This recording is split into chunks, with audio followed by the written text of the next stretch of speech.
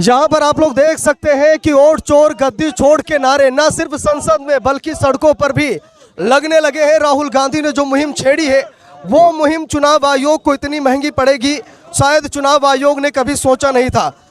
हाँ। आप भी एक महिला है, चुनाव आयोग कह रहा है कि हम सीसीटीवी फुटेज नहीं दिखाएंगे, उसमें महिलाओं और बेटियों की तस्वीरें हैं। हाँ। कुछ गलत हो सकता है उनकी तस्वीरों के साथ। हाँ। तो क्या मतलब ये चुनाव आयोग जो कह रहा सही है कि बोल रहा है? महिला अगर दिखा रहे हो तो चुनाव मतलब उस पे महिला के साथ क्या गलत हो जाएगा, आप ये बताओ। महिला रोड पे चल रही है, महिला हर जगह महिला है, महिला बॉर्डर पे खड़ी है, तब तो उसके साथ गलत नहीं हो रहा है। और तुम्हें फोटो दिखाने में तुम क्या साबित करना चाहते हो? कुछ नहीं होगा, ये झूठ बोल रहे हो। नमस्कार, मैं हूं विशाल यादव। वोट चोर गद्दी छोड़ ये संसद का नहीं अब सड़क का भी मुद्दा बन गया है, जहां पर राहुल गांधी के एक ऐलान से पूरी भाजपा थर-थर कांपने लगी है। यहां तक कि चुनाव आयोग भी सहम गया है।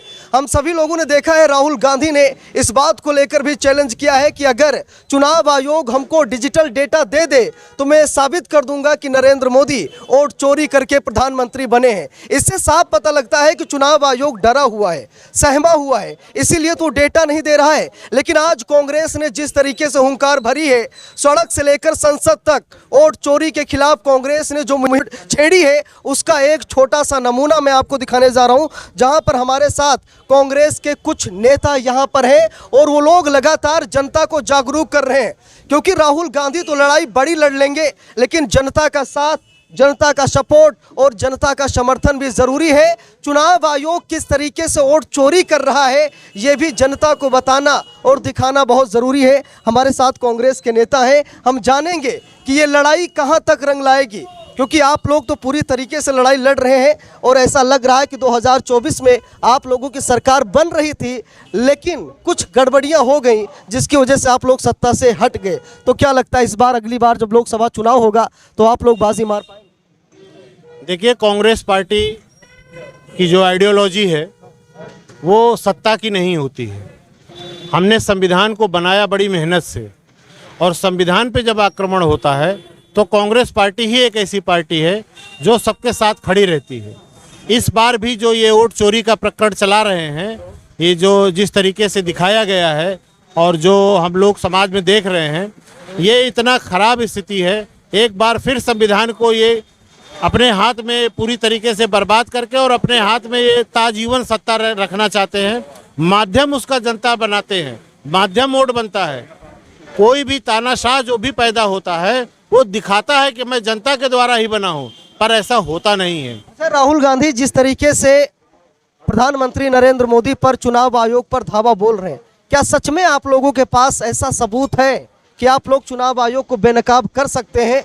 तो आप अदालत क्यों नहीं जा रहे हैं? और अगर अदालत जा रहे हैं तो क्या चुनाव आयोग इतना ताकतवर हो गया है कि अदालत भी उसके सामने कुछ नहीं? देखिए, चुनाव आयोग एक स्वायत्त संस्था है और संविधान में इसको असीमित अधिकार दिया गया है चुनाव के लिए, संविधान में है। और इसको चैलेंज सिर्फ कोर्ट में भी किया जा सकता है, तब कोर्ट उसी चीज़ को देखेगी जो नियम कानून बनाए जाते हैं चुनाव आयोग के लिए। तो कोर्ट भी उन नियम कानून को ही अपने हिसाब से उसकी व्याख्या कर सकती है। मोदी सरकार ने चुनाव आयोग की नियुक्ति से लेकर के चुनाव आयोग की चीज़ों को छिपाने के लिए सबको नियम कानून के तहत लाके खड़ा किया है। लिहाजा इसको चुनाव आम तरीके से तो आप नहीं हटा सकते हैं।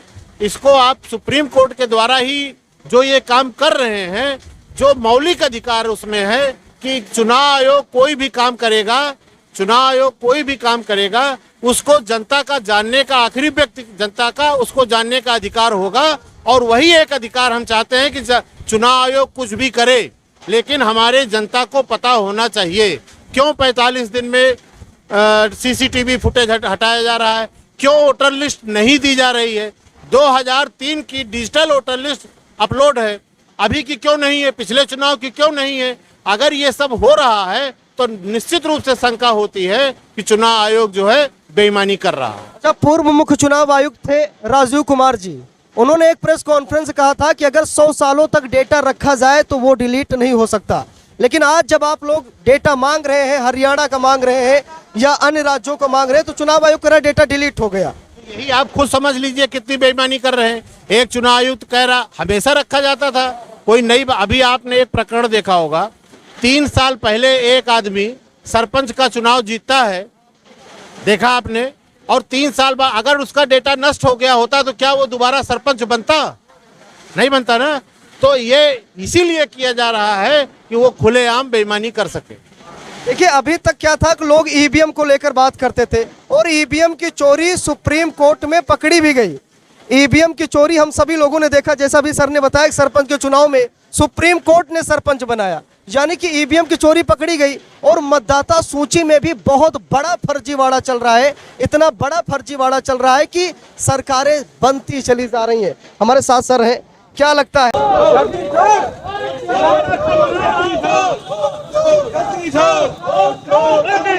यहाँ पर आप लोग देख सकते हैं कि वोट चोर गद्दी छोड़ के नारे न सिर्फ संसद में बल्कि सड़कों पर भी लगने लगे हैं। राहुल गांधी ने जो मुहिम छेड़ी है वो मुहिम चुनाव आयोग को इतनी महंगी पड़ेगी, शायद चुनाव आयोग ने कभी सोचा नहीं था। देख लीजिए अब गांव और कस्बे में भी चुनाव आयोग के खिलाफ, वोट चोरी के खिलाफ लगातार प्रोटेस्ट, लगातार लोग सड़कों पर उतर रहे हैं और चुनाव आयोग की मनमानी पर कहीं न कहीं रोक लगाने की कोशिश कर रहे हैं। गद्दी छोड़, गद्दी छोड़, गद्दी छोड़। पर चुनाव आयोग के खिलाफ लगातार देखिए रैलियां निकाली जा रही हैं। राहुल गांधी ने जो मुहिम छेड़ी है, मैडम क्या लगता है सच में चुनाव आयोग वोट चोरी कर रहा है? हाँ बिल्कुल सच है, सच है। अगर वो सच होता तो कहीं न कहीं उसे सबूत दिखाने में कोई दिक्कत नहीं होती। निष्पक्षता अगर चुनाव आयोग में होती तो सबूत जरूर दिखाता। राहुल गांधी तो यहाँ तक कह रहे हैं कि अगर वो सबूत दिखा दे तो मैं साबित कर दूंगा कि मोदी जी वोट चोरी करके प्रधानमंत्री। तो दिखा क्यों नहीं रहे हैं? उनको दिखाना चाहिए सबूत। अगर राहुल गांधी झूठ बोल रहे हैं तो उनको दिखाना चाहिए सबूत, क्यों नहीं दिखा रहे हैं? मतलब जब कोई विपक्ष नेता सवाल पूछता तो चुनाव आयोग नोटिस थमा देता है, कहीं जेल में डालने की बात कही जा रही। क्या ये मनमानी चलेगी? कांग्रेस पार्टी इतनी बड़ी पार्टी है, उसे लोकतंत्र को बचाने के लिए पूरी तरीके से मजबूती के साथ उतरना चाहिए, उतर भी रही है। तो क्या लगता है चुनाव आयोग सबक सीखेगा? सीखेगा। सत्ता में आने के बाद में अगर भगवान ने चाहा 2027 में हम सत्ता में आएंगे तो सबक तो सीखेगा। हम तो आप सत्ता 2024 में ही आ गए थे, लेकिन जिस तरीके से आंकड़े आप लोग दिखा रहे हैं वो तो बेईमानी करके बीजेपी आ गई है। तो फिर आगे 2024 में ही बिल्कुल आगे भी यही ये लोग करेंगे जैसे कर रहे हैं।